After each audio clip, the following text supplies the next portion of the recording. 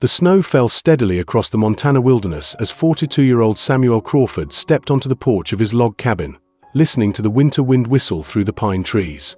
His weathered hands gripped the warm coffee cup as he surveyed his ranch, a spread of land he had worked alone for the past 8 years since his brother died and left him the sole owner of the property.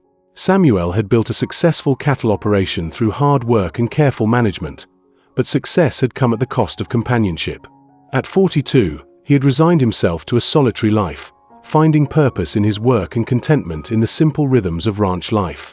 The nearest neighbor was 15 miles away, and the closest town, Cedar Falls, was a 3-hour ride through difficult terrain. That December evening, as Samuel prepared to settle in for another quiet night by the fire, he heard an unexpected sound cutting through the winter stillness, the clip-clop of horse hooves and the creak of wagon wheels approaching his cabin. Visitors were rare at any time of year, but in the middle of a snowstorm, they were almost unheard of. Samuel grabbed his coat and lantern, stepping out into the swirling snow to see who might be traveling in such weather. What he discovered was a lone figure driving a small wagon, hunched against the cold and clearly struggling to control the horses in the worsening conditions. As the wagon drew closer to the warm glow of his porch light, Samuel could see that the driver was a young woman, perhaps in her late 20s, wrapped in a grey wool shawl and clutching the reins with determination despite the obvious difficulty of her situation. Samuel called out, raising his lantern higher. "Are you all right? This is dangerous weather to be traveling alone." The woman pulled her wagon to a stop near his porch and looked up at him with tired but resolute eyes. "Sir, I am terribly sorry to disturb you, but I fear I have lost my way in the storm. I was trying to reach Cedar Falls, but the roads have become impossible to follow." Samuel could see that she was shivering from the cold, and her horses were showing signs of exhaustion. Cedar Falls is still hours away, and the storm is getting worse. "You cannot travel any further tonight. Please, come inside and warm yourself." The woman hesitated, clearly torn between propriety and necessity. "Sir, I do not want to impose on your hospitality. I am a stranger, and it would not be proper for me to stay in your home unchaperoned." Propriety will not keep you from freezing to death," Samuel replied gently but firmly. "I have a spare room, and you will be perfectly safe. In the morning, when the storm passes, I will help you find your way to town."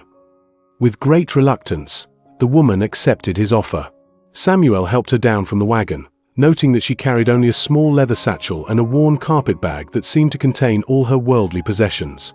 "I am Samuel Crawford," he said as he led her toward the warmth of his cabin. "This is my ranch, such as it is." "I am Catherine Walsh," she replied, pulling her shawl tighter around her shoulders. "I am grateful for your kindness, Mr. Crawford. I have been traveling for 3 days, and I had begun to fear I would not find shelter before the storm grew worse." Once inside the cabin, Samuel was struck by how the simple addition of another person transformed the space. Catherine stood near his fireplace, her dark hair coming loose from its pins and her cheeks flushed from the cold. Despite her obvious fatigue and the strain of travel, there was something dignified about her bearing that spoke of inner strength and good character.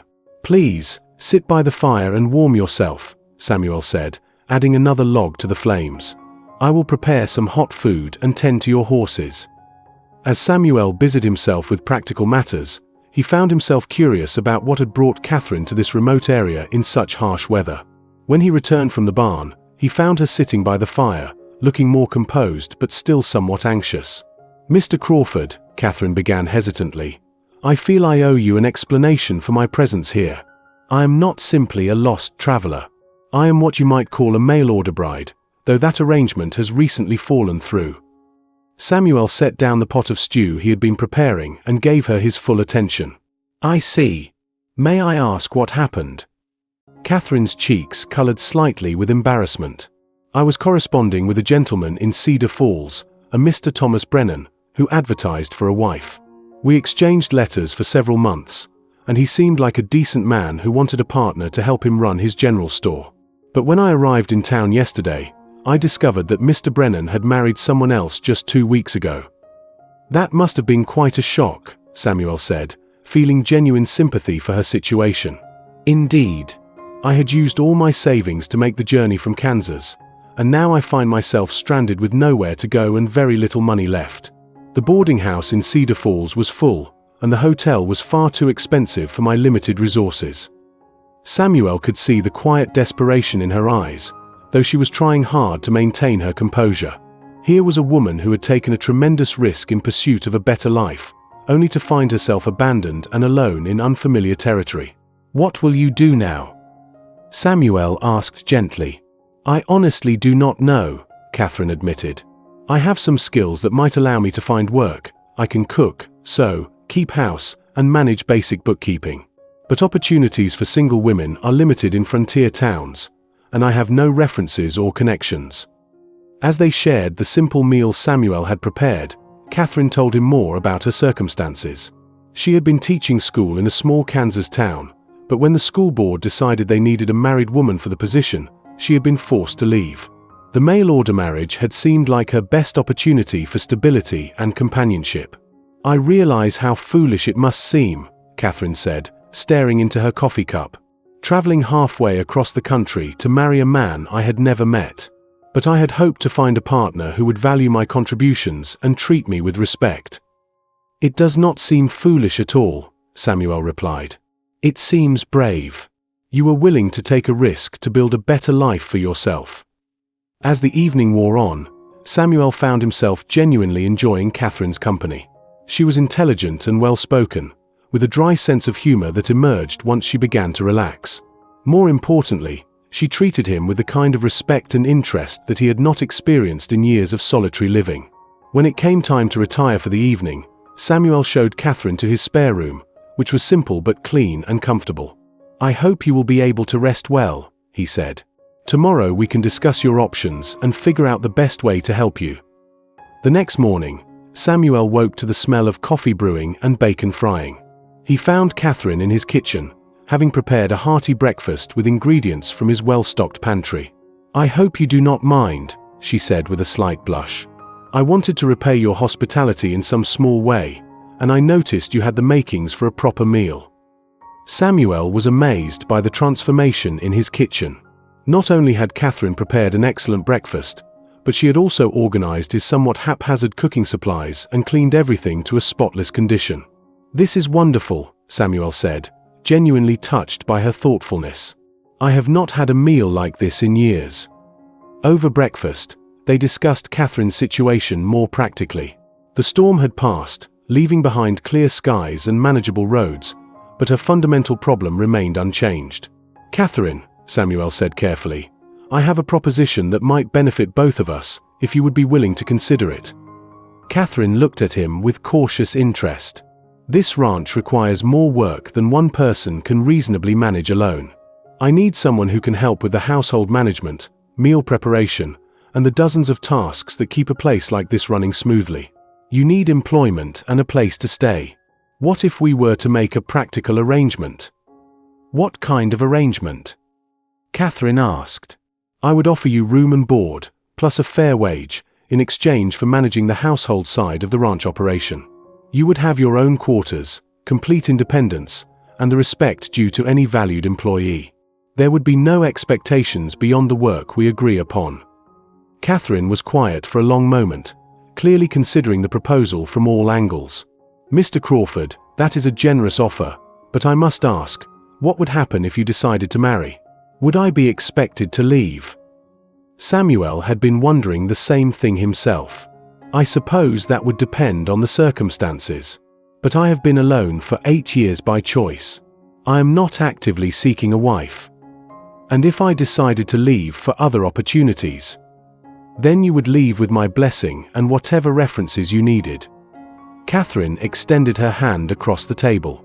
"Mr. Crawford, I accept your offer." What began as a practical arrangement quickly proved to be one of the best decisions either of them had ever made. Catherine threw herself into managing the household with efficiency and creativity that amazed Samuel. She reorganized his storage systems, improved his meal planning, and created comfortable spaces throughout the cabin that made it feel like a real home rather than just a place to sleep. More than her practical contributions, however, Catherine brought companionship and intellectual stimulation that Samuel had not realized he had been missing. Their evening conversations by the fire covered everything from books and politics to plans for improving the ranch operations. After 3 months of this arrangement, Samuel realized that his feelings for Catherine had grown far beyond those of employer and employee. But he was reluctant to complicate their successful partnership by introducing romantic complications. The issue came to a head one evening in early spring, when Catherine announced that she had received a letter from a friend in Colorado offering her a teaching position. "It would mean leaving here," Catherine said quietly, "but it is the kind of opportunity one had been hoping for." Samuel felt his heart sink at the thought of losing her, but he forced himself to respond supportively. "That sounds like a wonderful opportunity. You should certainly consider it."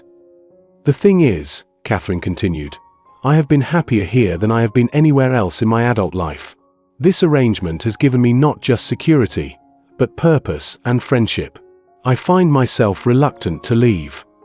Samuel looked up from his coffee with hope he tried to keep out of his voice. "You would be welcome to stay as long as you wish." "Samuel," Catherine said, using his first name for the first time, "what if we were to change our arrangement? What if instead of employer and employee, we were to become partners in every sense of the word?" Samuel felt his heart racing.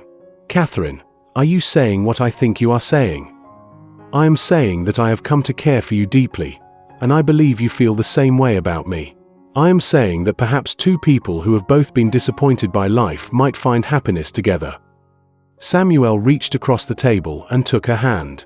"Catherine, I have been in love with you for months, but I was afraid to risk our friendship by telling you." "And I have been hoping you would," Catherine replied with a smile that transformed her entire face. 6 months later, Samuel and Catherine were married in the little church in Cedar Falls, with half the town in attendance. The same community that had once been the site of Catherine's disappointment now celebrated her happiness as she married not the man she had come to find, but the man she had been meant to find all along. As they danced at their wedding reception, Catherine reflected on how dramatically her life had changed from that snowy night when she had knocked on a stranger's door, desperate and alone. "Do you ever regret how we met?" Samuel asked, as if reading her thoughts. "Never," Catherine replied firmly. "Mr. Brennan's rejection was the best thing that ever happened to me. It led me to you, and to a life better than any I could have imagined. Even though it started with you having nowhere else to go." Catherine smiled up at her new husband. Sometimes having nowhere else to go is exactly where you need to be to find where you belong. Years later, as they watched their own children play in the yard of the ranch they had built together, Samuel and Catherine often spoke of that winter night when a stranded traveler had knocked on his door. What had begun as a simple act of hospitality had grown into a partnership built on mutual respect, shared values, and deep affection.